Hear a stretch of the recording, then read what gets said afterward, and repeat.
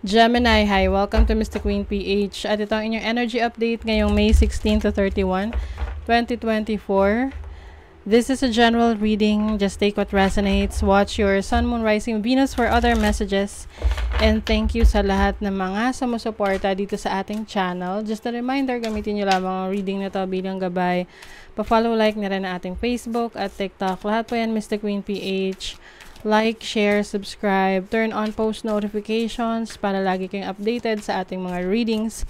And if you're interested in private readings, meron tayong 25% discount sa mga tarot reading services hanggang May 31. Extended yan. So, meron tayong link sa description. At sa pinned comment, check nyo na lang para makapag-book. Okay? Let's see Gemini. Energy update, May 16 to 31.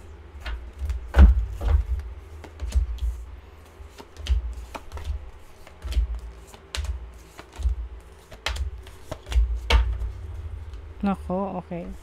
Seven of Swords, Gemini. Okay, meron ditong mabubuking. Page of Swords, yes. May mabubuking about, I don't know, maaring meron ditong someone na may ka-chat, ka-connect sa iba. Oo. So, someone might be, maaring may nanloloko, diba? So, be careful na lang sa mga taong pagkakatiwalaan ninyo. Lalo na rin sa pera, no? So, it's also time for you to focus on yourself, take care of yourself, focus on your finances, financial stability. Pagdating sa pera, mag-ingat sa mga pagkakatiwalaan mo rin, no? Oo.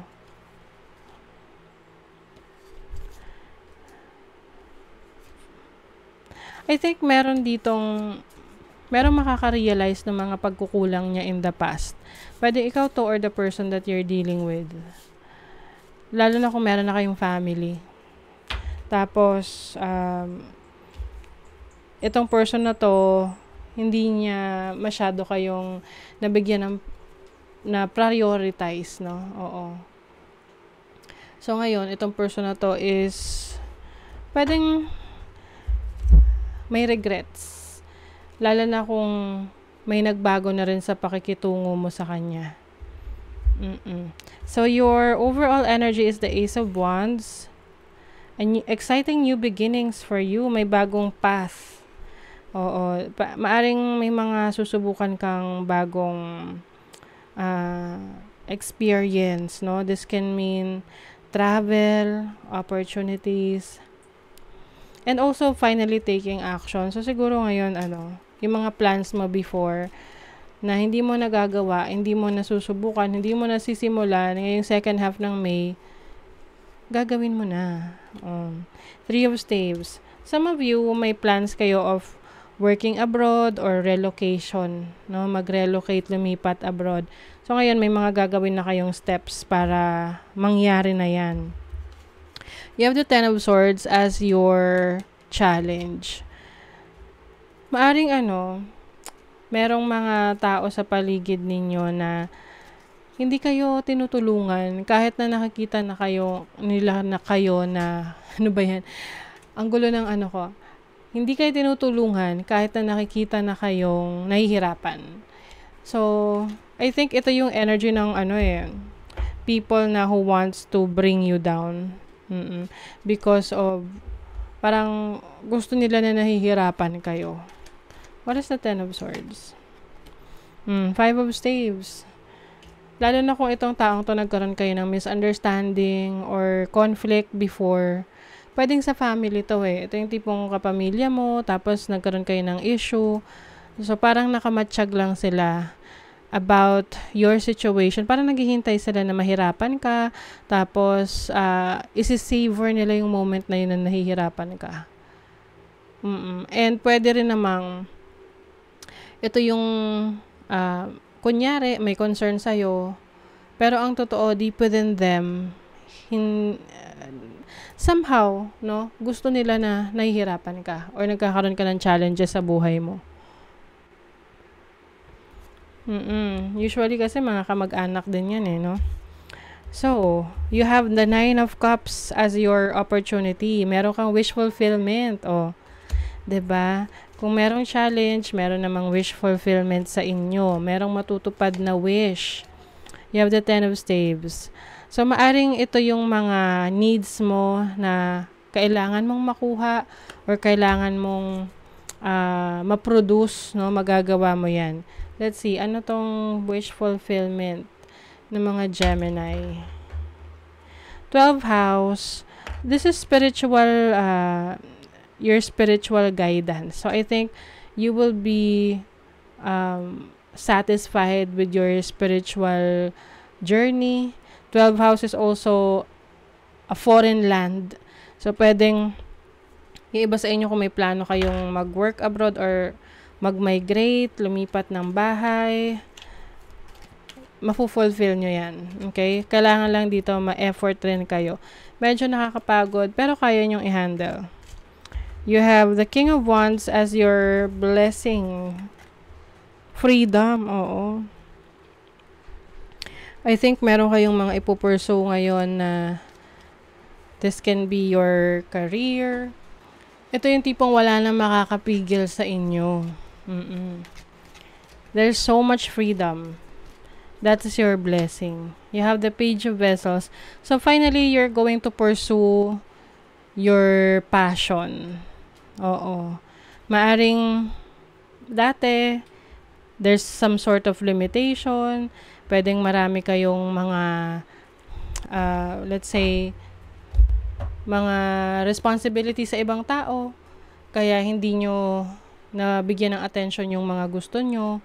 So, ngayon, sarili nyo naman ang inyong aasikasuhin. You have the Strength card and Temperance. So, when it comes to your career talaga, yung matyaga. Oo, matyaga ka sa gusto mong ma-achieve pagdating sa career, sa business mo. Let's see. Yes, you have the Three of Vessels. So, meron ditong celebration. Ito yung talagang pinaghirapan mo. Worth it to. Nanamnamin ang tagumpay sa career mo, sa business, sa finances mo. Dahil talagang binuhos mo yung energy mo dyan, binuhos mo yung passion mo dyan. And this is going to be successful for you. Pwede ring merong mga opportunities na darating sa'yo sa career, sa business, trabaho. Dahil sa kaibigan, maaring may mga bago kang connections ngayon na tutulong sa'yo. Okay? Sa relationship, you have the Four of Swords and the Nine of Swords. Some of you are still in the process of moving on, moving forward, healing from your past. Pwedeng galing kayo sa isang toxic situation. O, diba? The Star is also about healing. Four of Swords, parang ayaw nyo muna, no? Ayaw nyo muna ng relationship sa ngayon, romantically, no? Para sa iba sa inyo. Gusto nyo muna na mag-focus sa inyong sarili, sa inyong health, sa inyong well-being, lalo na kung nagkaroon ng trauma, no? Iba sa inyo nagkaroon ng traumatic experience from your past. Let's see what else. You have opposition, confrontation. So, ito yung sinasabi ko sa inyo kanina na may mga taong against you, against your plans, against what you're doing. Importante, hindi ka magpapatalo, no? Laban. Fourth house, focus on your money, your finances. Merong tension. So, I think isa yan sa challenge ninyo. Can be someone from your family. Family member din, no? Pwedeng nagkakaroon kayo ng issue ng tension.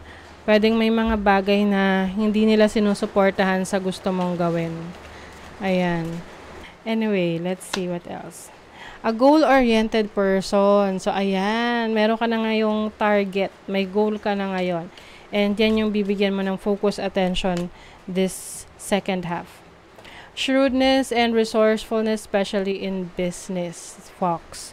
So, pagdating sa negosyo, importante rito na you know what you want in your business at you are going to do whatever it takes para maging successful yung goal mo sa career mo, sa business mo, sa trabaho mo. Time to go out and have fun. So, yung iba sa inyo maaring lalabas kayo ngayon with your friends, also with your colleagues, katrabaho ninyo, no? You will enjoy. You will enjoy the fruits of your labor. I think itong isa sa wish fulfillment ninyo ay may kinalaman sa isang trabaho na gusto nyong makuha, isang business na gusto nyong masimulan, or pwedeng isang business deal na naging matagumpay. Okay? So, that is your reading, Gemini. Thank you so much. Bye!